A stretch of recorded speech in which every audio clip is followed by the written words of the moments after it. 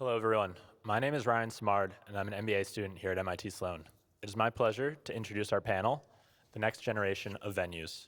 Our panelists today are Bill Hanway, Executive Vice President of AECOM, Mark Jackson, Athletic Director at Northwestern University, Fran Weld, CEO of Canopy Team, and Darren Ross, Executive Vice President and Managing Director at Wasserman Ventures. Our panel will be moderated by Brett McCormick of Sports Business Journal. The panel will run for 40 minutes with 5 minutes of Q&A at the end. Please submit all questions through the Cadence app. With that, I'll hand it over to you, Brett. Thanks, Ryan. And thanks for all the prep work that you did in the intro. Thanks, everybody, for being this late Saturday afternoon crowd, sticking around for the good show.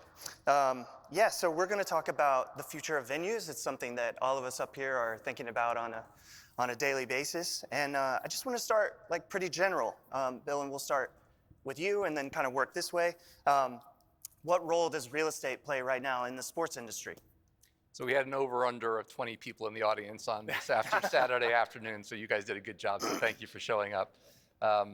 So I do look at different scales of work on the impact of things like the Olympic Games and how you invest large sums of money, but what is the financial and physical outcome post the games, but also looking at the impact of what we do now in terms of individual venues. So things like the Intuit Dome, how does it help local businesses? How does it help the local community? There's no isolation from the wider context of delivering these big sports events or venues, and it's a very important part of how we strategically look at the projects as we move forward. Similarly, yes, strategically looking for ways to generate revenue for us right now in college athletics is so important, and through the new Ryan Field and all that goes with it, we have a unique opportunity to do that. It starts with putting obviously a really good product within that real estate, but to attract people, particularly for us in the North Shore of Chicago demographic, which is really strong, hopefully would be really beneficial. And then to Bill's point, all the other benefits that come with that on a 365-day a year sort of experiential element for the community, jobs that are created, all that goes around the surrounding real estate and retail. So hopefully you have a win-win for Northwestern and the community. Fran, can you answer that question, but also explain kind of what your company does and how you think about this question? Brett, thanks for the plug. Well, I was going to ask Darren to do the same thing too. Appreciate it. So Canopy Team is a newly created consulting company, and we focus on advising teams, universities, public sector partners on real estate and sports. A lot of times that's venues, and oftentimes it's also mixed-use development around the specific platform, ballpark, arena itself. My background is in baseball, so I was 20 years with the Red Sox and the Giants in Boston and San Francisco, both franchises who really took the concept of real estate as being part of their civic contribution to the city that we're in, and saying, okay, if we have the name Boston or San Francisco across the front of our jersey, it means we stand for something beyond just the team and the outcome of the team. And we thought of the place, and this was going back to Boston, 20 years ago, maybe more innovative or different than today, where a lot of teams are doing this and thinking about the space and the neighborhood around your venue as reflective and representative of your team itself. So what fans do before and after a game, how easy it is to get there, who's living nearby, how are we bringing the city together to celebrate the team, sure, but also to exist in a new part of the city being really integrally related to the team. Your company is new too. So I run the ventures platform for Wasserman, which is a ginormous company with these talent representation and brands and properties division, and works across a bunch of these places worldwide with some of the folks on this panel. And I think for this panel, where I see my interest lying is all of the ancillary businesses that we're looking to fund or find that are helping to drive a bunch of the fan engagement, the experience around it. And real estate's an incredibly important component of the valuation of many of these teams and properties and leagues at this point, as that control component of how it affects a city and the stewardship that means. So I think you'll hear me chime in on some of the fan and those types of pieces. So Bill, I wanted to ask you how you've seen venue development change in the last decade, especially I guess you've spent most of that decade working on one project, but how have you seen it change? Well, I think you probably heard over the course of the days, technology is having an incredible impact on the way venues are operated in development. But I've worked with Steve Ballmer for 10 years on the Intuit Dome, and his point was the primary issue is you have to get people out of the home watching their 85-inch television sets, being able to reach their refrigerators, being able to get to their bathroom. He wanted to create something that was better than that, and you have to exceed expectations. And technology had gone a long way to try and transforming that. So his idea of creating this sort of frictionless technology, so your license plate reader is read as you drive in, so you just go right to your parking spot. No ticket check. You walk straight into the arena with facial recognition. You can grab a beer and a sandwich without any delay. You can grab merchandise, facial recognition. It automatically charges your account. And then, he insisted on having 3 times as many bathrooms as any place else. So the whole idea was in a 12-minute halftime period, technology would allow you to get food, go to the bathroom, grab a sweatshirt, and get back to your seat in that 12-minute period. And he had this very, very clear vision of how that would operate. So that was one of the big transformations in terms of how do you think about a venue. And then there are other things we'll talk about later, like the big Halo scoreboard and others. But it was that principle of technology making it frictionless that was so important. Fran, same question, because you I think a lot of times about the venue, but also beyond it, which seems like that's been one of the big trends. Yeah, one thing on restrooms, I will say, we've now been able to quantify the return. They used to be considered infrastructure. And now it's like a restroom's actually a revenue driver because people will feel comfortable spending more at the concession stand or knowing that they can stay a little bit longer or anything. So we're looking at that. So he's ahead of the curve on that. It's interesting you said. Just one comment on that. He put no mirrors in any of the bathrooms because he didn't want get 'em out of men there. or women. He wanted them out of there as fast as funny. possible. That's great. So in terms of how venues have changed, and I think about real estate, and I think about inside and also in the exterior, it used to be it was like sports bars, sports and entertainment, and it was all bars, and it was all, TVs and everything. And we think about what we did in San Francisco. We delivered 5 acres of open space. We built 600 units of affordable housing. 25 of those units for kids transitioning out of the foster care program. We were really delivering basic needs for the city in partnership with our public partners, but it was very different from just like a sports and betting and this is all about entertainment. So I think we're really seeing how do we contribute more to our communities and how do we lead the way of saying this is what our cities care about, and the teams really being able to deliver that. Environmental sustainability, another big part of it. Right. And then Mark, in terms of, college sports, 10 years is a long time. But what has happened broadly that's going to make it different if you're developing a venue now in the college world?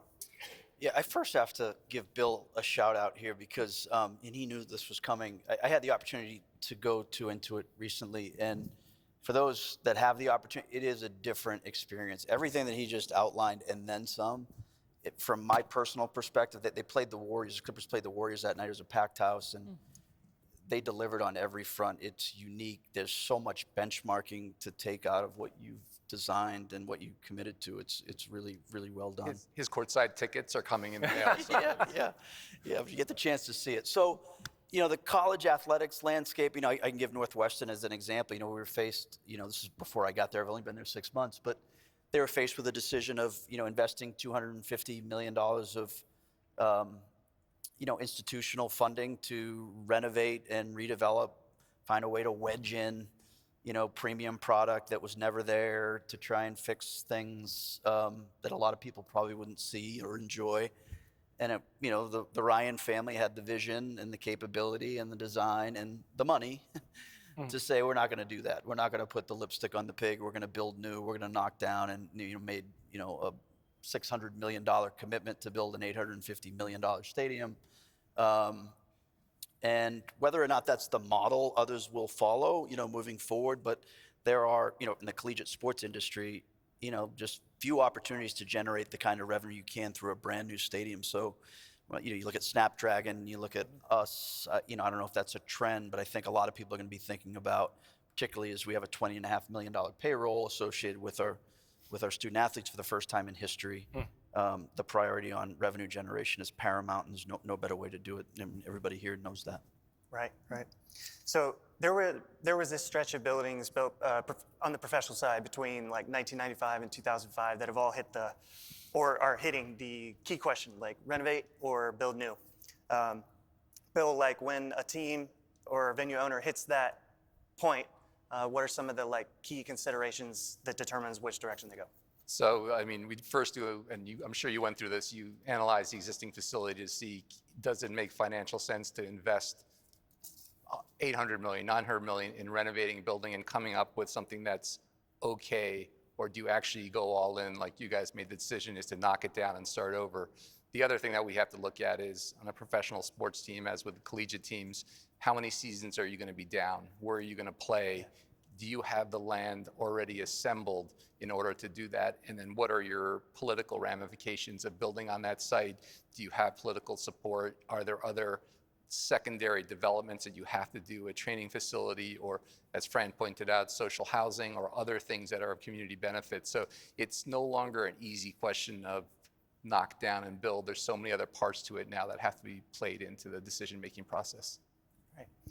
Darren, how does, this is kind of a broad question, but like how does everyday use factor in versus game day use when you're thinking about the monetization of these venues? Yeah, I think historically you've looked at, teams in the collegiate space using their stadium for their big games 6-8 times a year type of thing, and they have sort of this downtime associated with it. And so when you look at a bunch of investments from small companies, I mean, you talk about sort of use case analysis for how you're going to get fans to use that space. So as you build out a broader mixed use application of it, you have to program it. You have to provide the technologies underneath and pinning that and how that gets used. So everything from Wi-Fi enabled advertising and things like that at your seat to something as fun as immersive technologies and those pieces. So, malls forever have been bringing Santa and the Easter Bunny. That use case drives, near $100 million for some mall providers. So there's a lot of revenue streams here that are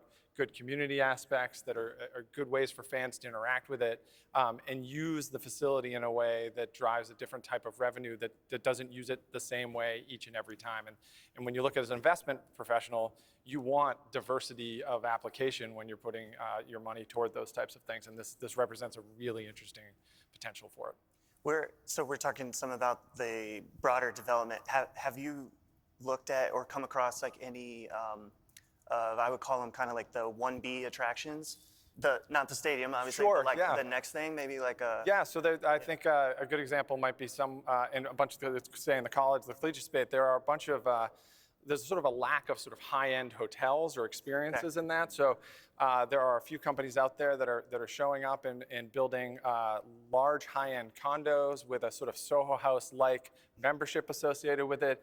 They're largely for big donors who are coming in for football games and experiencing that, but you now have an asset in that ecosystem that is living off of these new developments. That is, if you look at Airbnb in any one of these big college towns, Tuscaloosa, whatnot, you'll see a lot of money being changed there. And so those condos become assets, and that becomes a usage pattern for those schools to be able to take advantage of it. And so when we talk about these venues, they're not just a moment in time that's being used for an event. It's really about that fan engagement and then really the community engagement, an asset that can really drive a lot of value into many of these places that need it. Yeah.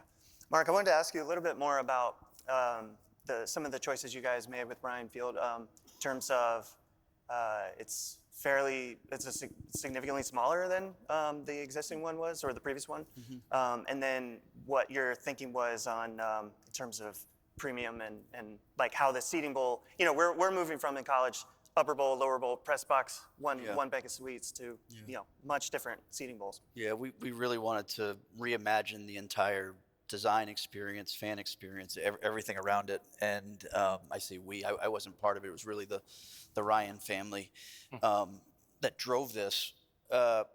Although, smaller in terms of capacity, we're about 35,000, the square footage is actually almost double in terms of the spaces for amenities, the way you sit, the way you enjoy the game. We believe every seat in the venue is a premium experience. The amount of structural steel that went into this, a lot of comparison with what MLS new stadiums have done and bringing it closer so you feel you're on top of the field. Hopefully you bought that structural steel. We did. We last bought it year? in 23. We All thought right. about reselling it, and we bought it from the U.S. too, which was a good thing, and we locked it in, thankfully. Yeah, but yeah, we really wanted to create a premium experience for everybody, but also make it affordable. I know we have some young Kellogg students right here, and that demographic for us is vitally important to be able to have 20, 30-year-olds come in, be part of something special in purple, and enjoy the game. That's really, really important, and we're committed to that as much as we are in the high-end premium product. First time in history, really, in college football in the city of Chicago that there will be a premium product. No offense to our last stadium, but we didn't have any.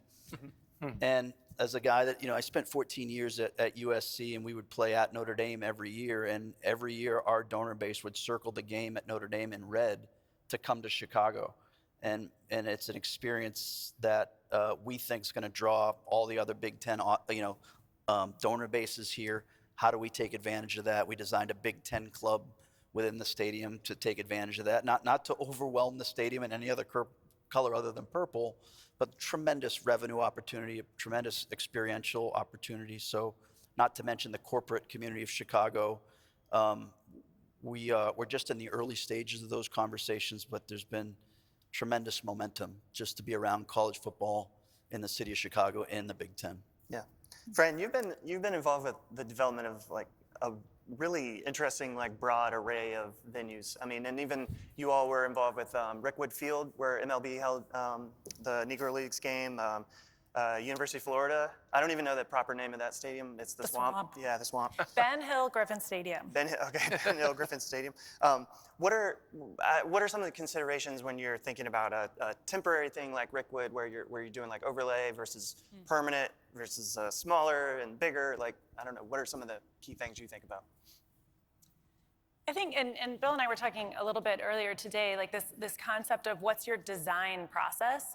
I think the design process itself remains the same, whether it's a small or a temporary versus a super large scale, $1 billion, 8-year build.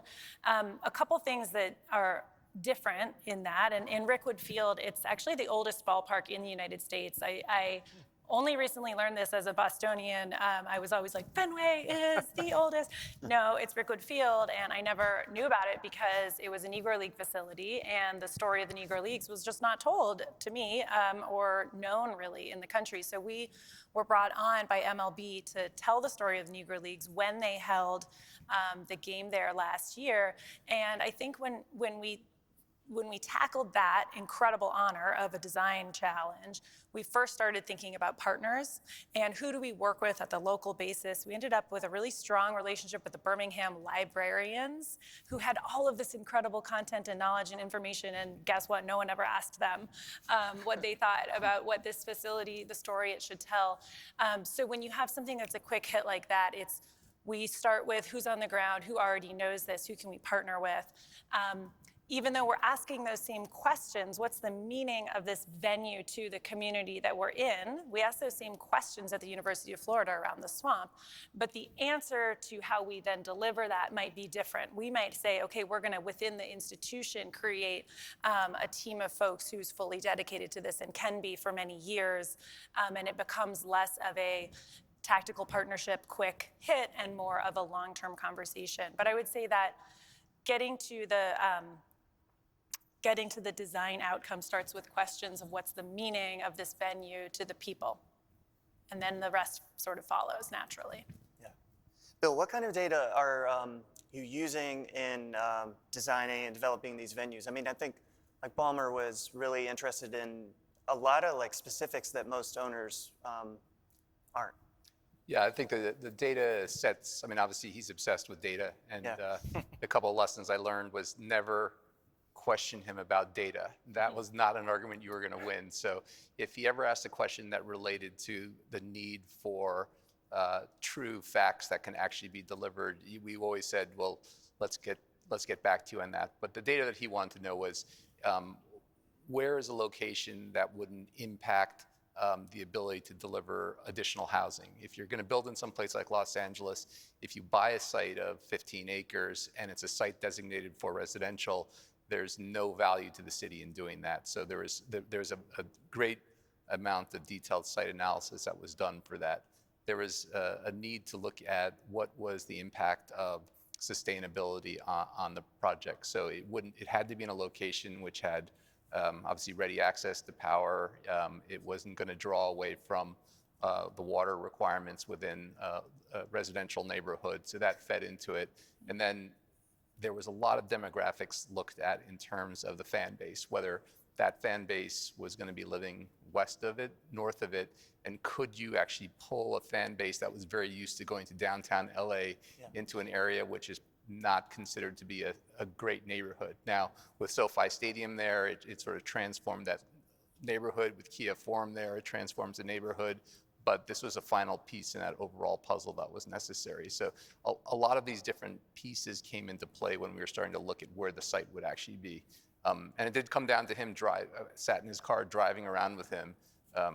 The quick funny story is that he asked me to sit next to him while we were driving around. There were probably 4 other billionaires in his car, jammed in the third seat in his SUV. And they were like, Steve, could you not have gotten us a bigger car? And he's like, no, this is comfortable. And they're like, it's comfortable for you and Bill, but not comfortable for the rest of it. So that was always also the issue, is that the value of money was more important than the volume of money. So what could he achieve out of that? So the data analysis of that was also very important. Right.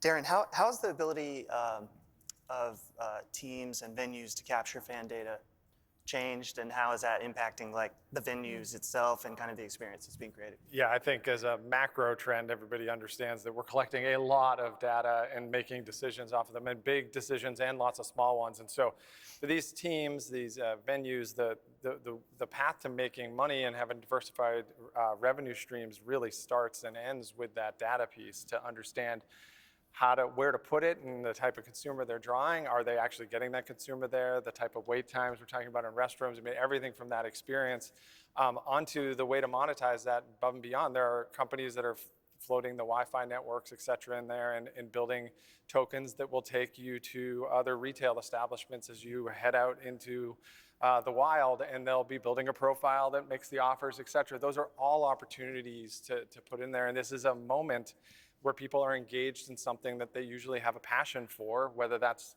the team or the product on the field or the hospitality that they're getting. There's some sort of moment that you're sharing with them. So it's a really data-rich moment in time for those teams to grab.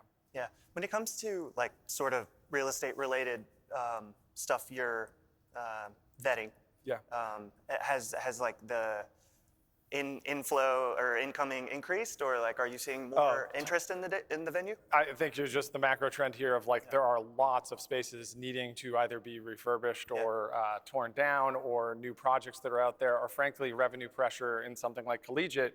You're seeing a lot of different opportunities, and that starts to build an ecosystem of startups and other companies leaning into that. And in my opinion, that's great overall. When you look back 20 years from now, there'll be a lot of bad companies and some good ones that didn't make it through, but there's going to be a really, really great set of technologies and hopefully that aren't just commercializing that consumer experience or that fan experience, but really enrich it. The way that we experience these things looks very different today. It will look different in 5 and 10 years.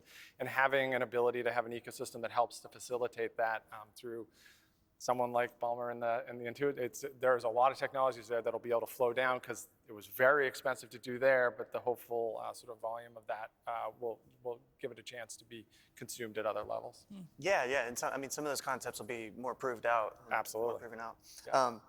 Yeah, Bill, I mean, we haven't even talked about the Halo board yet, and I wanted to ask you about it in the context of how do you think modern fan experience, or maybe fan expectations, is influencing design? And Intuit Dome you have to take with a grain of salt, because it actually does like buck a lot of the trends that I write about in every other venue. But I wondered if you could talk through kind of like Balmer's thinking in terms of, he's a tech guy. He didn't want to be like pigeonholed as a tech guy, but he has like one of the largest pieces of technology in sports, but he also didn't want people on their phones. Like, Right. so how that came together. Yeah, I think there are a lot of pieces to that puzzle, but I think the starting point for him was very analog, which was he wanted to have an arena, the most intense arena in terms of physical space. He wanted to have his practice facility, and he wanted to have his operation offices all are under one roof. So for him, the starting point was this was the home of the LA Clippers, and it had nothing to do with technology. That was the important part for him. But then as we started to get into it, you know, he made jokes around, well, if my building isn't the most technologically advanced, it's going to be embarrassing to me and in front of my colleagues. And so he started to think about what were the pieces that were most important to him. One of them was the scoreboard. You know, a typical NBA scoreboard's probably hitting around 8,000 square feet. And so we showed him different versions of that. And we had another couple of options. And Gillian Zucker, the president, was like, Bill, actually show him the other one. I'm like, no, I'm not going to do that. He said, no, you got to show him this. And so we showed him the first Halo, which was about the size of the basketball court, which is 100 feet by 50 feet. And he said, well, that's interesting, but can you make it bigger? Because he doesn't want something that might be almost good. He wanted something to be almost overwhelming. And we obviously had the experience of SoFi Stadium and their scoreboard, and that's about 75,000 square feet, but for 80,000 people, and he wanted something to blow people away. So there was, and he's admitted to this, so it's not a secret. He said this was a $100 million additional cost on the building, and it's 40,000 square feet of LED screens on two sides. It's 27 feet tall, but it impacted the structure of the building because it was so heavy. We had to have the two ends move up into the ceiling so that when you have concerts, it doesn't block the view of the upper bowl into the rear stage setups. So there were lots of pieces that made it even more expensive. But when it was built and it was all black, he went up there and said, Bill, I'm really worried that you screwed up. I'm like, I didn't screw up, it was your decision. But he said that because it was so dominant in your visual field, you sort of looked at that and didn't look at the field. And I said, just let's wait until we turn it on, because that will be a totally different experience. And I didn't have the answer to that, but I knew that it was going to be different. So when it was all set up, we walked him into the middle of the court and we turned the board on for the first time. And everybody, including the contracting team, the designers, just sort of stared at it for a while. And he finally admitted that this was actually the solution, but he said, not yet. So he made us walk all the way to the top of the bowl. He's obsessed with the worst seat in the house, which has the best leg room and the best seat width. And we turned it on for him. And what happened was it transformed from this black wall into this data wall of graphics and information. And it didn't take away from the experience of watching the game down below. And so that became the principle where we actually agreed at the end. And it was a big bet, but I think it actually works quite well. It's also armed with artillery of t-shirt cannons that are connected to people's seats and can automatically fire t-shirts. Yeah, so that was the other thing. Yeah. We had, I've seen. so we have t-shirt cannons down low, everybody does that. And Steve's like, but I want to make sure that the halo doesn't block getting t-shirts in the upper row. So he's like, we're going to put t-shirts in the catwalk. And we're like, don't know how safe that is. And he says, no, we're going to do it. So we put them in. And the first time he had staff sit on the upper bowl and he was shooting these t-shirts up and people couldn't see it because of the lights and they're hitting people on the head. And those things are very heavy and solid when they're tightly wrapped. So we had to kind of modify the construction of the cannon and how the t-shirts were folded into that. But these are all little things that you learn over the course of time. Yeah. Digital Pushing technology. supporting analog, supporting. Yeah. No, they're like revolvers. There's 6 chambers. Yeah. That's crazy. Mark, so one thing with you guys are making such a huge investment in a unstable environment, college sports. How do you think about that, or make the venue flexible in some way that might be able to adapt to like whatever's coming next? Yeah, I think that you used the word white elephant somewhere along the lines. Like that's the one thing we wanted to avoid, to avoid. So a lot of thought, analysis into how we activate this, not 365 days a year, but a good portion of that over the course of a calendar year. And so we're in a lot of discussions right now with really good partners. I wish I could share more. Certainly the concert venue, a summer concert series in Chicago, the demographic works great as a potential revenue driver for us. But at its core, like I said, it's, arguably the #2 most popular sport in America right now, college football. We're the #6 institution in America. We're in the city of Chicago. We're in arguably the best athletic conference in the country.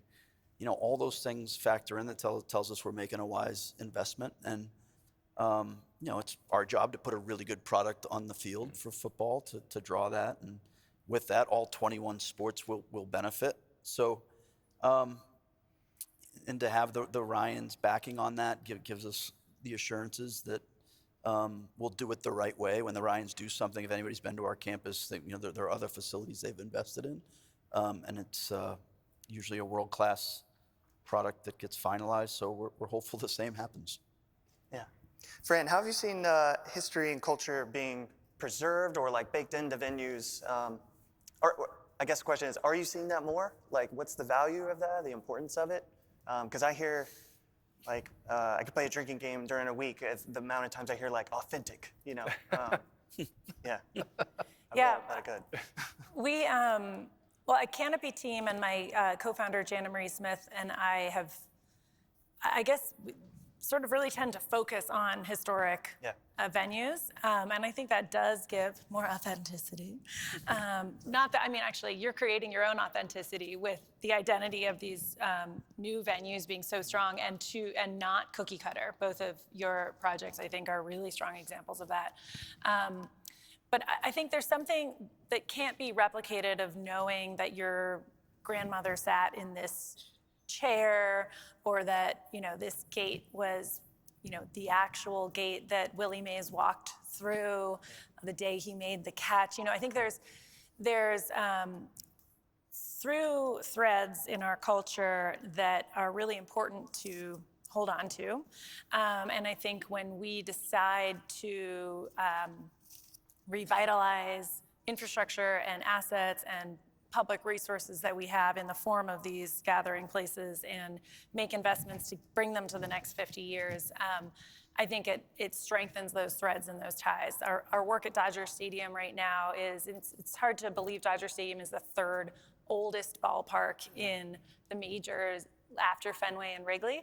And today it feels like a brand new, fresh, incredible experience, but very honoring of the 1950s, 1960s, kind of like modern LA, colorful, white, angle, dynamic, really light. But we're bringing it into the next 50 years with some work. I think it can be a lot harder to think through. There's challenges with having a blank canvas, and there's challenges with having a super complicated canvas. But one of the things we always think about, and you mentioned this, I'm really interested, I learned from you today, there's more space in your new venue at Ryan Field, is how do we create more space in historic venues? So at the Rose Bowl, at Fenway, at Dodger Stadium, we pulled out the gates, we create more plaza area, just more breathing room, and literally square footage of concourse that makes those historic venues feel like they're fully modern and up to today's standards. Yeah, I think there's some aspects too of like immersive technologies and things like that that can create, like more interesting exhibits or whatever within venues that seems like a newer and can be updated and changed as that, you can have Harry Potter one day and you can have Picasso another day. So that drives a whole different use case. Right, absolutely. One thing I've noticed in the last few years with some of these major projects that have been getting approved is community benefits agreements. I pay close attention to these because they seem to be going up and up. Mark, can you talk about how you guys worked with Evanston and got good with them to build this huge project? Yeah, again, I credit people that came before me, our community relations team, our government relations team on campus, Ryan family. Not an easy project to navigate, the size and the scope of it. I didn't live through that, but I'm sort of feeling the benefits of it now in terms of, as it's going up, the commitment to delivering on promises, whether that was, jobs created for minority and women-owned businesses. We've met a really lofty goal there. Local companies being involved, we're almost there. We're about 90% bought out on the project, but we're really optimistic we're going to meet both of those goals. But the proof will be in the pudding, after it opens, and to make sure that, the interesting focus was much more concert-driven than it was football-driven, in terms of concerns and parking and ingress and egress and an all-day event. And so we're going to walk before we run there, before we, commit to a full slate of summer concerts. We have to kind of earn the trust on that front. And with everything that we do, we'll earn the trust, but stay committed to what we're doing on affordability of pricing, including the Evanston community, and that we'll have community-driven events. That'll be a partnership. One thing that I just want to hit on quickly is that, our industry in college athletics, you mentioned data analysis and capturing all that and maximizing the fan experience. College athletics isn't built for that right now. We're built, probably 10 years too late or whatever, but we're working fast to catch up to a chief revenue officer position, hiring general managers, doing all the things we need to do. So, with that, we created an LLC to manage this stadium. The institution is involved on the trustee level, the athletic department's involved, and the Ryan family's involved in its own separate entity to allow us to make decisions much more quicker than anybody's been on a college campus before. It's pretty bureaucratic. And this gives us an opportunity to move much quicker, to partner for community events, to do things that everybody will benefit from in a much more efficient way. So I'm hoping that delivers for everybody. Yeah. Is it okay if I touch on that a little bit? Yeah. We did the same thing in Inglewood, and we were able to hit $475 million of the total 1.2 construction budget for minority and women-owned and veteran-owned businesses, which is the highest percentage that's been achieved. And this was driven by Steve. But we also used data analysis, so local zip code analysis of the staff working on it, to hit 10% local Inglewood construction workers on the job, and that was also achieved. I think the one that we're most proud of, and I had a guy named Ken Billups who ran this whole thing for AECOM on the construction side, was we did a pre-apprenticeship program with the Inglewood Unified School District, which meant that high school students could learn trades so they could then get into apprenticeship programs on the formal trade union side. And that has proven to be incredibly successful. And as much as there's a downside with the fires that happen in LA, it also means that the people that we trained are now going to have jobs, for the next 10 years. So there's a lot of positive benefit to really thinking about the holistic nature of constructing these really expensive buildings and what the impact is on the wider community. I want to ask one more question, and then we can, I got some audience questions here. Fran, you are the only person in the sports industry I know that ran a public utility. Can you explain this? Yes, sure. While still in the sports industry. Yeah. That was a surprise question. When I was at the Giants, when we were building out Mission Rock, which was, as I described, sort of a mixed-use neighborhood part of the city, 1,500 units of housing, 6 units of commercial, Visa's global headquarters is there, and parks. We asked ourselves, again, to this point of what can a team offer on the real estate side that a traditional developer might not. We said, okay, how do we push the envelope as far as we possibly can on environmental? So we created our own microgrid. We were 100% renewable energy, zero water waste, and we connected all the buildings underground with shared thermal systems. So the office buildings are used in the daytime, residential at night, so you can really have a reduction of the infrastructure you need.